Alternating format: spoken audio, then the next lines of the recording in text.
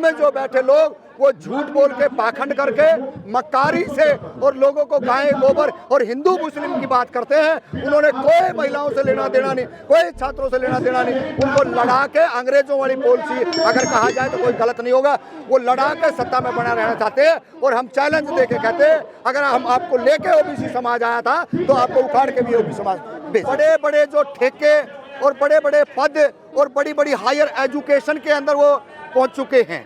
अब उनको इस बात का पता है कि अभी अभी जो ओबीसी समाज के लोग हैं या बहुजन समाज के लोग हैं या और अन्य समाज से सामाजिक न्याय के लोग हैं, वो अपने अधिकार के लिए सचेत हैं। तो उनको ये डर है कि हमारे आने वाली पीढ़ी को कहीं ना कहीं नुकसान ना हो।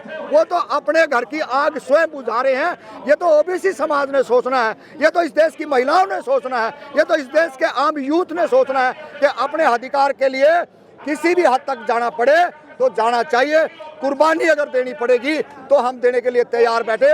लेकिन इनके इस यूजीसी बिल के पे कोई कंप्रोमाइज नहीं है, कोई समझौता नहीं है। सीधा सीधा इसको लागू करो। और इससे बड़ी यूनिवर्सिटियों में है, अभी तो लड़ाई शुरू हुई है, अभी तो वहां भी पहुंचेंगे। जांगड़ा जी, ओबीसी से इतनी परेशानी क्या है कि पहली बार ओबीसी को किसी गाइडलाइन में ऐड कर दिया जाता है, उसके बाद इतने बड़े बड़े प्रदर्शन हो जाते हैं, सुप्रीम कोर्ट स्टे भी लगा देता है। ओबीसी में ऐसा क्या है जो लोग इतने परेशान हो जाते हैं ओबीसी का नाम सुनते ही? देखिए, इस देश के अंदर आप लोगों को, हमको सबको, हम जो समझदार लोग हैं वो जानते हैं कि इस देश के अंदर 1931 में जातिगत जनगणना हुई है, उसके बाद में जातिगत जनगणना हुई है। ये नहीं पता इस देश के लोगों ने, लेकिन ओबीसी का कॉलम उसमें नहीं है। भाई ओबीसी को क्यों आप नारते हो? क्योंकि ओबीसी वो अजगर है, वो जाति है, वो ताकत है। अगर इन्होंने जिधर करवट ली, ये उधर ही जो सत्ता में होंगे, उधर ही जो इनका सारा साम्राज्य होगा। लेकिन ये ओबीसी को लारे लप्पे में फंसा के रखते हैं, ओबीसी को हक नहीं देते। जो जातियों के शंभू होते हैं, जो जातियों के ठेकेदार होते हैं, जो 2 लाख है, 10 लाख टकिया, 5 लाख टकिया, ये उनको अपने काबू में रख करके ने और ये अपना काम चला रहे थे। आज ओबीसी समाज के जो यूथ जनरेशन है उसको एक बात का पता लग गया कि हम 5 लाख में नहीं बिकेंगे, हम 10 लाख में नहीं बिकेंगे, हम 25 में नहीं बिकेंगे। अब हम अपना हक अधिकार लेके रहेंगे।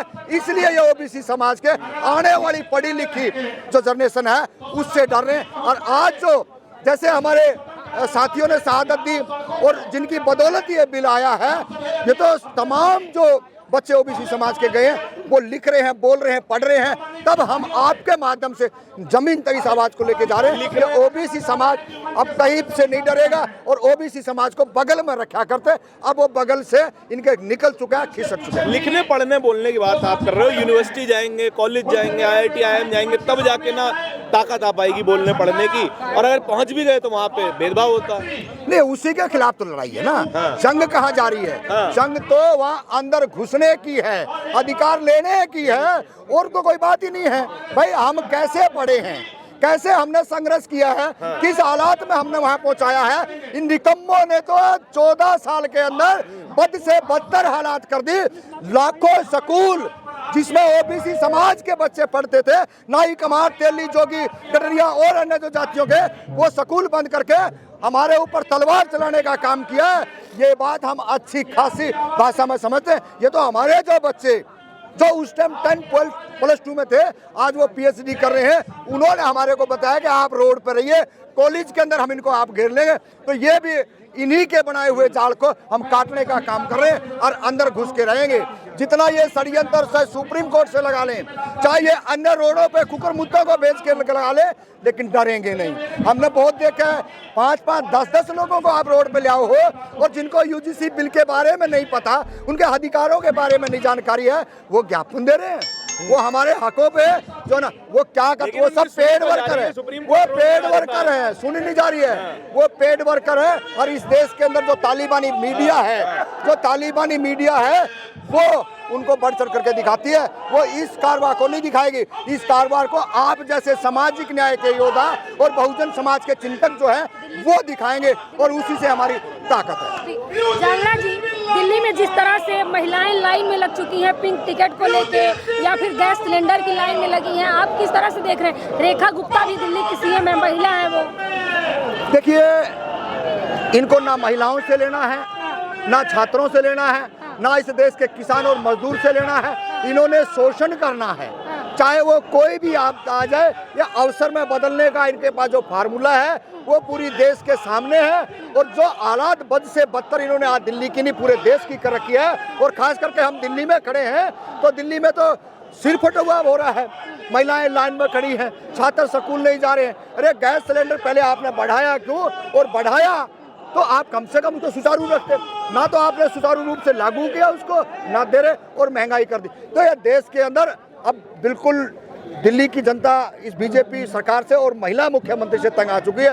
ये तो सोचने का विषय है, ये कहाँ गुमराह करते हैं, कैसे कैसे लोगों को परेशान करते हैं। जनता आज दोबारा पिछली सरकार पे जो शिक्षा की और स्वास्थ्य का के बलबूते पर रही थी, टिकी थी और दिया भी था हमारे को। ऐसा नहीं आज पिछली सरकार की बदौलत हमारे बच्चे जो है आज बड़ी बड़ी क्लासों के अंदर अच्छे स्कूलों के अंदर एजुकेशन ले रहे हैं। आप लोग अफवाह फैला रहे हैं, कोई कमी नहीं है गैस की? अगर नहीं कमी है तो इस देश के लोग हजारों की संख्या में वहाँ जो राशन वो उसका अपना गैस सिलेंडर का गोदाम है वहाँ पे जनता क्यों है?